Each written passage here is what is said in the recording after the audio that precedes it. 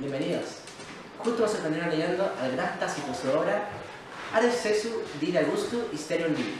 Por favor, acompáñame más para conocer sobre esta gran obra. Pliniano Tácito fue un claro ejemplo del cursus honorum de la antigua Roma, donde no imperaba ni el apellido ni la familia de la que se provenía, como si el mérito de su carrera. Es así como Tácito llegó a ser cónsul y procónsul en Asia, alrededor del año 112 después de Cristo. Los Anales, su obra más importante, está compuesta por 16 libros, los cuales recogen la historia desde la muerte de Augusto hasta la de Nerón, abarcando unos 54 años de la historia romana. Su obra se caracteriza por hablar de tres emperadores, con un objetivo más moral que científico. Se enfoca en los dramas de la corte imperial, una particularidad poética y dramática, empleando fuentes de historiadores previos a él, como lo son Plinio el Viejo, Pluvio y Rufo, entre otros. Historiográficamente, esta obra se caracteriza por hacer referencia a hechos que el autor no presenció ni vivió. Según el doctor Carlos Coloma, su obra tiene un carácter biográfico, pues Tácito se ocupa de retratar los caracteres psicológicos de los protagonistas, siendo Tiberio uno de los personajes cuyo retrato es soberbiamente retratado. La datación de esta obra no es específica, pero se puede deducir que se comenzó a escribir inmediatamente después de la conquista de Mesopotamia, el año 114. Son pocas las certezas sobre los datos biográficos de Cornelio Tácito. La mayoría son deducciones que se pueden inferir a través de la correspondencia que mantuvo con Plinio el Joven. Por ejemplo, su fecha de nacimiento se puede situar alrededor del año 55.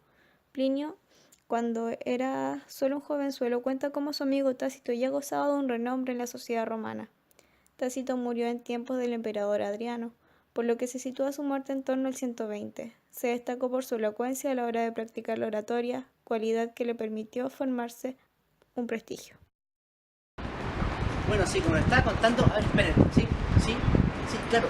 Nos dicen por interno, nuestro corresponsal de prensa, Benjamín Toro, tiene en exclusiva el juicio de Clemencio Cordo. Adelante, Benjamín.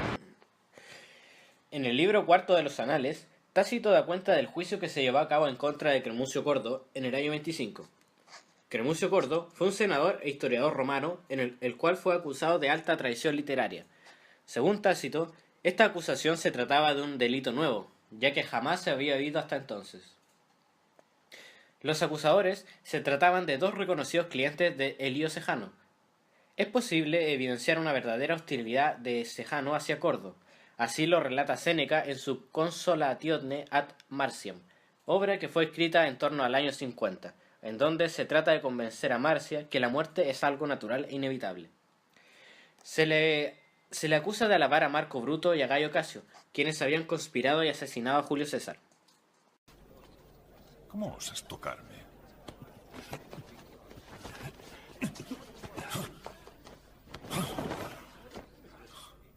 ¿A qué esperáis? ¡Ahora! ¡Ahora! ¡Ahora! ¡Ahora!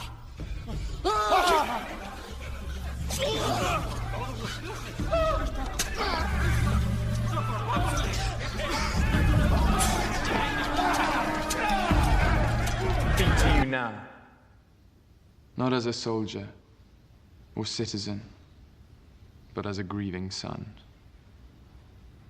As my first act in this reborn republic, and in honor of my father, I propose a motion to declare Brutus and Cassius murderers and enemies of the state. Estos personajes, al ser juzgados posteriormente, hicieron una apología de sus acciones, en la cual explicaban que pese al afecto sincero que sentían por César, su amor por Roma era mucho más grande. César, a sus ojos, era un individuo que hacía peligrar la tradición política de Roma y debía ser eliminado. Creedme por mi honor. Creedme todos por mi honor y respetad mi honra a fin de que me creáis. Juzgadme con vuestra rectitud y avivad vuestros sentidos para poder juzgar mejor. Si hubiese alguno en esta asamblea que profesara entrañable amistad a César, a él le digo que el afecto de Bruto por César no era menor que el suyo. Y si entonces ese amigo preguntase por qué Bruto se alzó contra César, esta es mi respuesta. No porque amaba a César menos, sino porque amaba a Roma más. Volviendo al juicio de Cremuncio Cordo, la acusación hecha en su contra es un claro ejemplo de la Lex Maestiatis. Esta ley de alta traición consistía en que cualquier acto que se considerara contra el Senado, el pueblo o la figura del emperador era motivo para comenzar un proceso judicial. En la época de Tiberio, la pena contra esta falta gravísima era la deportatio. Esto consistía en la pérdida de la ciudadanía y el destierro del imputado, aunque la pena podía variar en relación a la gravedad del... Cremuncio Cordo fue encontrado culpable y se le dio la pena correspondiente. Pero cuando las legiones fueron a buscarlo a su casa, Cremuncio Cordo se suicidó para no ser desterrado. Sus obras fueron quemadas, pero su hijo Marcio salvó una parte muy pequeña. Luego de este rápido paseo por la historia, haremos una pequeña reflexión acerca del evento principal que hemos analizado. Lo que debemos tener en cuenta es el por qué Cremuncio Cordo decía que Bruto y Casio eran los últimos romanos. Esto es así a causa de que ellos estaban defendiendo la tradición republicana al asesinar a César. Intentaban salvar los últimos resquicios del agónico y viciado sistema político romano. Con esto, damos por finalizado el video. Esperamos que este pequeño vistazo a la historia de Roma les haya sido de su agrado. Hasta pronto.